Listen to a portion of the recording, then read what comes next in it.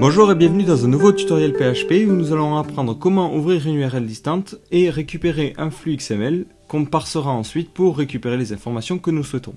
Donc là, typiquement, j'ai choisi d'ouvrir un flux RSS qui contient par exemple les derniers commentaires de ma section tutoriel et qui les affiche sous forme d'une liste à puces. Donc pour ce tutoriel, nous allons avoir besoin d'un objet assez particulier, c'est l'objet CURL qui permet d'ouvrir des URL à distance. On ne peut pas ici utiliser une fonction include qui cherche automatiquement à inclure le contenu du fichier et qui ne marche pas sur tous les hébergeurs. Le include doit être réservé lorsqu'on veut ouvrir des fichiers qui se trouvent sur le même serveur que celui où on est actuellement. Donc pour ce tutoriel, je vais créer un nouveau fichier PHP. Donc vide, et je ne vais pas me concentrer sur la partie HTML mais que sur la partie PHP. Donc je vais quand même mettre un petit titre, voilà les derniers commentaires, et aller mettre directement du PHP. Donc là ce que nous allons faire, c'est nous allons ouvrir une connexion avec le serveur distant. Donc la première chose à faire est de créer un objet CURL, donc on va l'appeler CURL, et on lance l'initialisation donc de ce module qui permet d'ouvrir les URL à distance. Après ce module, on peut le configurer pour lui donner plusieurs paramètres qui nous permettront de définir la connexion que nous voulons. Donc typiquement, le paramètre le plus important, c'est quand même l'URL pour lui dire où il doit aller. Après, il y a d'autres paramètres assez intéressants, donc si vous vous rendez sur la documentation de PHP, vous les aurez. Donc il y en a par exemple qui précisent au bout de combien de redirections on s'arrête, au bout de combien de temps on définit que la page n'est pas accessible.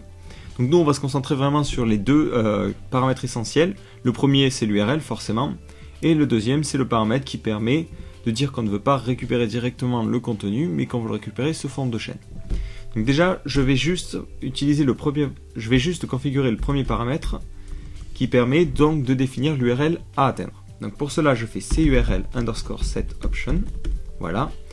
Je précise donc l'objet, je précise l'option à modifier, donc ici c'est toujours précédé par CURL option _, voilà, et là c'est l'URL à atteindre, virgule, l'URL que je veux atteindre, donc là directement, je recopie simplement l'URL que je veux récupérer.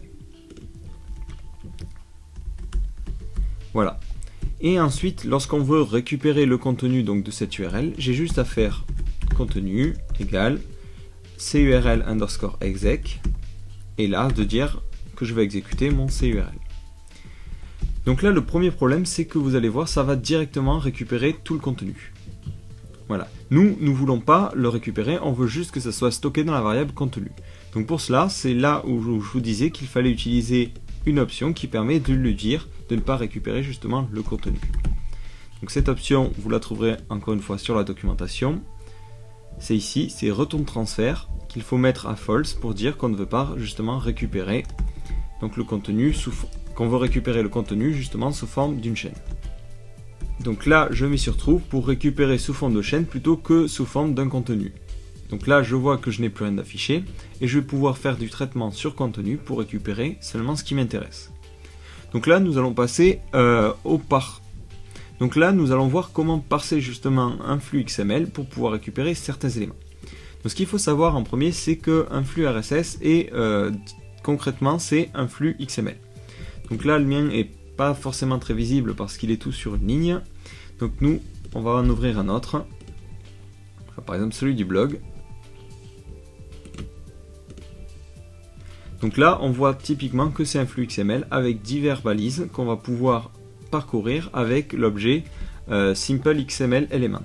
Donc là ce que je vais devoir faire, je vais devoir parser ce fichier XML. Donc pour cela je vais créer un nouvel objet que je vais stocker dans une variable XML. Donc là je peux l'appeler comme je veux et je vais dire new simple XML element et entre parenthèses préciser le contenu qui est un fichier XML. Donc là c'est le contenu qu'on a récupéré grâce au CURL. Et on va afficher donc cet objet pour que vous voyez à peu près son contenu.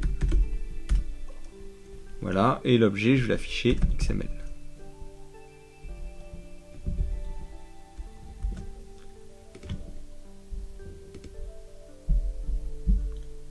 Et donc là je vois que j'ai un objet XML qui contient ici, à cet endroit là, l'arbre DOM, c'est-à-dire l'ensemble de l'arborescence du fichier XML. Donc d'abord on a channel, ensuite on a le titre du flux, les différents paramètres du flux et ensuite les items un par un, donc c'est-à-dire chaque élément du flux RSS. Donc ici, ce que je vais faire, je vais lui dire de parcourir l'ensemble des éléments ici, l'ensemble de ce tableau. Donc pour y aller, je dois faire XML, channel, item. Donc j'utilise la boucle for each. Donc ici XML, channel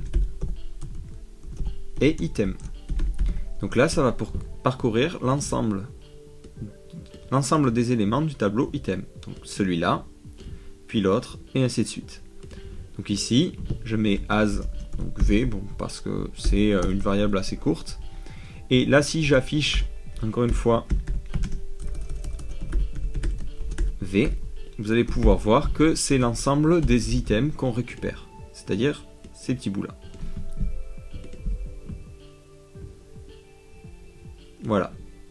Donc ici, moi, ce que je veux récupérer que le titre. Donc c'est très simple, j'ai juste à faire $v-title. Et si je veux un peu mieux l'organiser au niveau HTML, ben je vais mettre un UL à la fin, un UL au début, et à chaque fois mettre une puce devant chaque élément. Donc pour cela, je vais faire echo li. Donc là, après, libre à vous de customiser un peu ça pour vraiment faire une meilleure présentation. Voilà, hop.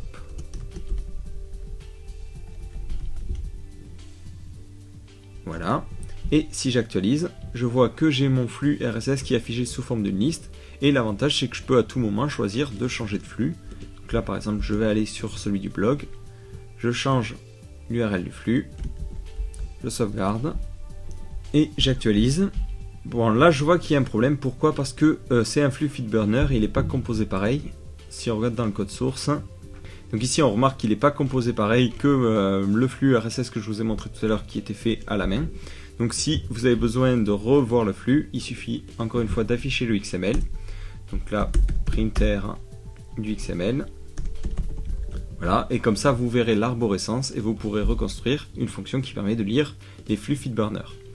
Donc là directement, on voit qu'on a juste à parcourir entry qui se trouve à la racine, donc plus besoin de faire channel, on fait directement for each entry.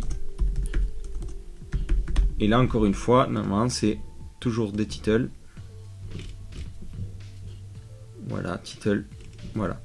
Donc ici, j'enlève le printer. J'actualise.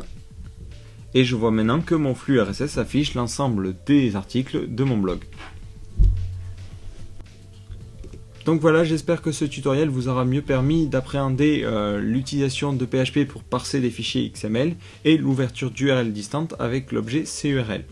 Donc surtout, si vous avez des questions sur l'utilisation de ces fonctions en général, n'hésitez pas à poster un commentaire en bas du tutoriel.